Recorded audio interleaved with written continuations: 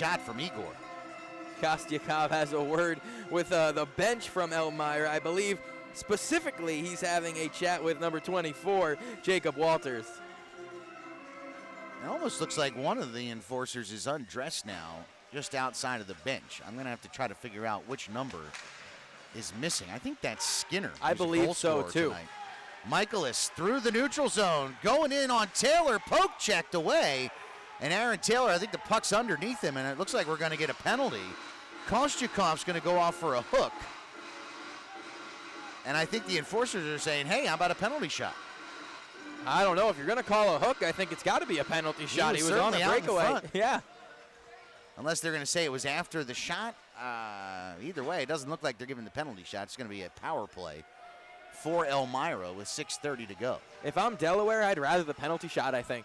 Test your luck with Taylor. You don't want to be short for 2 minutes down, too. It's a good point. So this one actually probably works out in the enforcer's favor.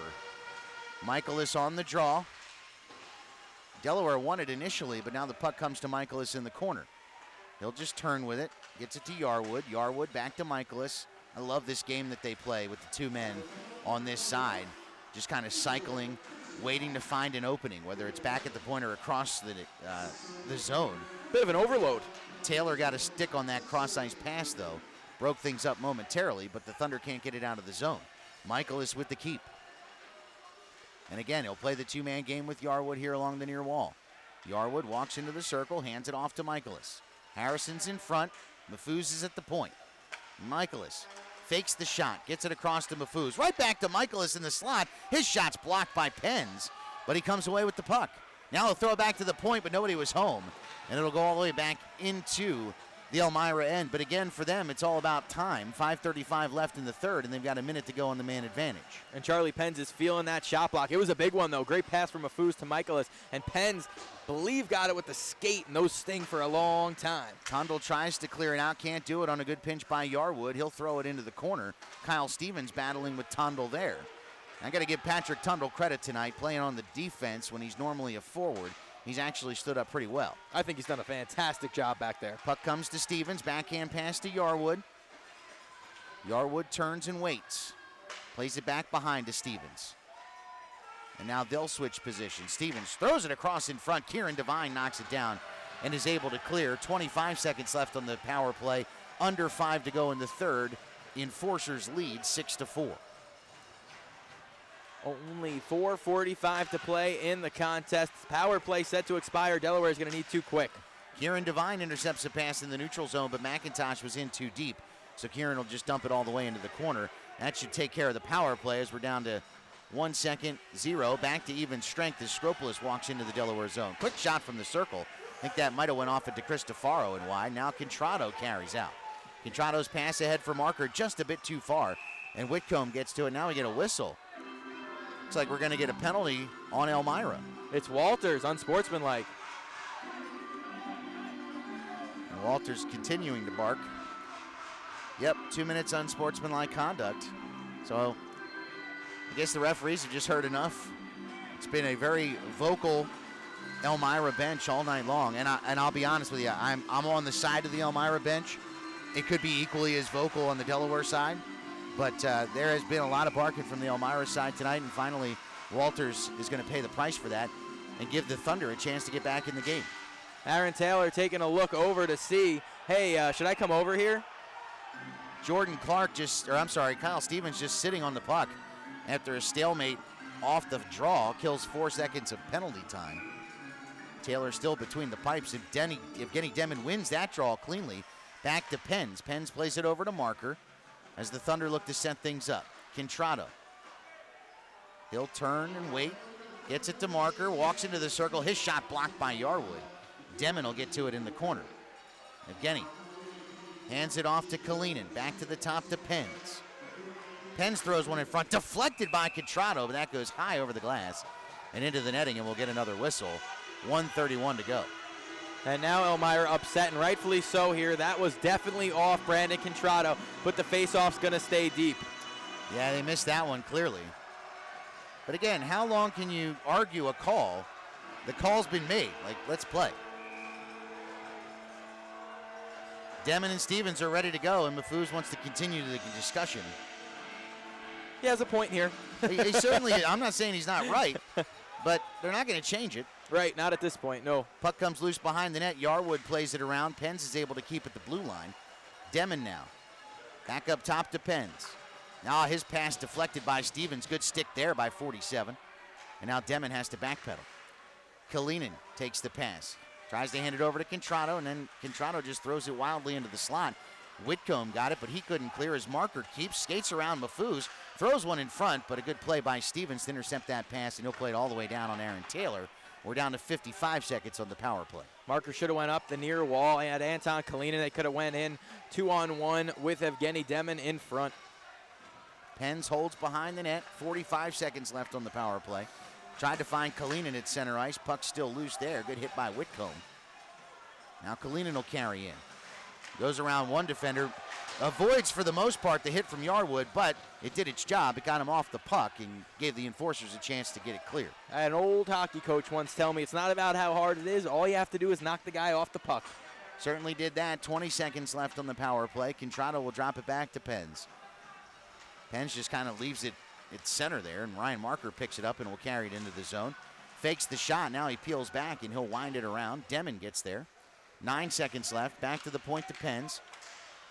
Plays it into the corner to Contrado, but the puck was bouncing. And Reynolds is able to clear it out. That'll do it for the man advantage. We're down to 2:15 to go, with Elmira holding on to a 2-goal lead.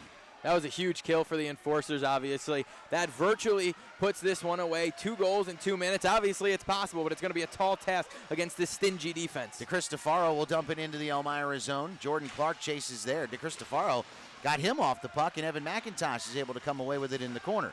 Daniel turns. Throw one through the slot. Nobody home, though. Brennan Young will pick the puck up at the point. Gets around one defender. From the circle, he scores! Brennan Young!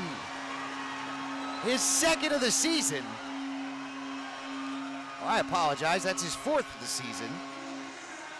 Makes it a 1-goal game, so not so fast, my friend. Not so fast, but being honest, once again up here, the net was off. Passingham has a right to be upset. The only reason that snuck in is because the net was off. He was on his post. The net was off on the other side, and it's in the back of the net. But, hey, I talked about Brennan Young. I knew something was coming from him. A day late maybe, but I still knew it. Makes it a 1-goal game, breathes a little bit of life into this Thunderdome crowd with 1:47 to go. And again, we're having a discussion between the officials and who is playing the role of head coach tonight, Ahmed Mafuz. Yeah, he's got a tough job tonight, no doubt. 6:05, 1:47 to go. They can't change the call again now. Nobody saw until after. Right. And for all they know, Passingham could have knocked it off late or whatever could have happened. But obviously, Mafuz not happy. And without the benefit of replay, you just have to play on. 6-5, they've got 1 minute and 44 seconds left to get a win here. The Thunder looking for a tie. Mafuz breaks up the pass, throws it in front. Taylor is able to paddle it away, but he paddles it right back to Mafuz. Mafuz to Tucker with a shot from the point, and Taylor's able to glove that and stop things with 1:31 to go. More good stuff from Aaron Taylor. He makes the smart play paddling it away. Unfortunately for him, it goes right to Mafuz, but he keeps the puck out of the net, most importantly. Imagine we'll see him coming to the bench as soon as the Thunder can clear the zone here, down by 1 with 1 minute 30 to go. I would assume so. I thought, honestly, when it was the 2-goal lead, he would have came out a little earlier, but no, and it was a smart decision by Coach Santini and Pens to keep him in because they were able to get the goal without him. Trying to get out of the zone, Ryan Marker now. Plays it ahead. Charlie Pens will carry. Now he'll dump it in behind Passingham. It's off the glass. The Enforcers try to clear. Kieran Devine with the keep. Net is empty. Extra attacker on for the Thunder. As the puck goes deep behind, JT Walters sort of flubs the clearing attempt, and Ryan Marker is able to get to it there. He kicks it back to the point to Pens. Fires one in front. It's bouncing around. Now it's loose in the skates of Ryan Marker, and a nice play by Mafuz. He's able to clear it. It trickles towards the net and in. Ahmed Mafuz with the empty netter. Last night, it was Sean Reynolds who scored from the Elmira blue line into the empty net. That time, it's Mafuz from the Elmira slot. And that puck just trickled inside the post to make it 7-5. Bit of bad luck there for the Thunder as the puck was bouncing. Nobody could corral it. Mafuz scores. and it's 7-5. One of those wild flurries when you have the extra attacker out, so many bodies in front, and Ryan Marker just couldn't get the puck on his stick. And this is going to be the one the Thunder think about for quite some time here. A game they had in control, up 3-0. Played a solid game tonight. Obviously, 7 goals, never the amount you want to give up, but they put together a good effort tonight as Connell-Helly throws one on net. That'll be held by Passingham, and I think a much better decision tonight by Coach Mafuz to take himself off the ice with under a minute to go and a 2-goal lead. Right. 40.1 to go. The Thunder with a face-off to the left of Passingham. Kalinin now is going to come to the bench. They're going to send Eric Masters out. Brendan Hussey will take the draw for Elmira. Tondel and DeCristofaro on the back line. Off the draw, Connell-Helly. Quick shot, that's knocked down by Walters. From the point, Tondel throws one on, blocker to side by Passingham. Masters gets it along the near wall, tries to push it deep. Vortnoff fights for it there, and Masters comes away with it. Nifty move, quick shot, and that's right off the chest of Passingham. Still loose in the slot for a moment, and now DeCristofaro will play it back in. 16 seconds to go. Pass across, Tondel with a shot, pad save Passingham, and Elmira is able to clear, and that'll just about do it with 7 seconds left as Daniel DeCristofaro passes it back into the Delaware zone to Tondel. Tondel will just wind and fire it all the way down, and zeros on the clock. Final score, the Elmira Enforcers finish off the weekend sweep and have now beaten the Thunder 4 times in the span of 3 weeks. 7-5 is your final score. And this is, of the losses this season for the Thunder, I think this might be the most disappointing. This one's got to hurt for the Thunder. They played a heck of a game here today, and unfortunately for them, Elmira was just a bit better. They fought back and played a heck of a game tonight. All hats off to Elmira. They were incredible tonight. They sure were, certainly deserved the weekend sweep. So they'll head home on the ride to Elmira with smiles, and then the Thunder are going to have to figure out how do they crack the best team in the Eastern Division next week when they travel to Watertown. So it's still a record. It's a history-making night for the Thunder, though, as Ryan Marker tallies the first hat trick in Thunder history.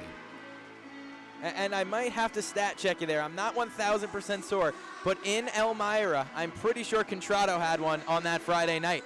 Oh, you might be right.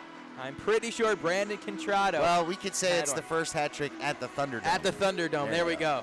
Because you're right. That's the one game I haven't watched this season, but I think you might be right on that. So on that note, we'll thank our Thunder faithful for being here at Thunderdome tonight. Great crowd on hand. Of course, game didn't turn out the way that they would have hoped, but that's okay. Still a good time had by all.